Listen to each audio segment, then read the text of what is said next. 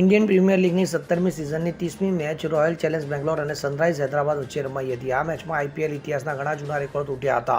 આ સાથે જ આ સિઝનની સૌથી લાંબી છગ્ગાનો રેકોર્ડ માત્ર 2 કલાકમાં જ તૂટી ગયો હતો. મેચમાં દિનેશ કાર્તિકની ધમાકેદાર ઇનિંગ જોવા મળી હતી અને માત્ર 35 બોલમાં 83 રન ફટકાર્યા હતા, જેમાં તેણે 7 છક્કા ફટકાર્યા હતા. તો આ 7માંથી એક છગ્ગો હવે આ સિઝનની સૌથી લાંબી છગ્ગાની તરીકેનો રેકોર્ડ નોંધાઈ ગયો છે. આ મેચમાં સનરાઇઝ હૈદરાબાદની ટીમની ઇનિંગ દરમિયાન હેનરી ક્લાસીના બેટમાંથી 106 મીટર લાંબો છગ્ગો પણ જોવા મળ્યો હતો, તો જે આઈપીએલના 2024 સંયુક્ત રીતે સૌથી લાંબો છગ્ગો હતો. જો કે કાર્તિકે તેને 2 જ કલાકમાં તોડી નાખ્યો હતો. કાર્તિક આ સિઝનમાં સૌથી લાંબી સિક્સ મારનાર ખેલાડી બની ગયો છે. દિનેશ કાર્તિકે આ મેચમાં માત્ર 23 બોલમાં પોતાની 50 પૂરી કરી હતી, પરંતુ તે પોતાની ઇનિંગથી ટીમને જીત તરફ લઈ જવામાં સફળ થઈ શક્યો નહોતો. Bureau report, CN24 news. હવે જુઓ દેશ દુનિયાની તમામ ખબરો તમારી આંગળીના ટેરવે. ઉઠાવો મોબાઈલ અને ગૂગલ પ્લે સ્ટોર પરથી ડાઉનલોડ કરો અમારી CN24 ન્યૂઝ મોબાઈલ એપ.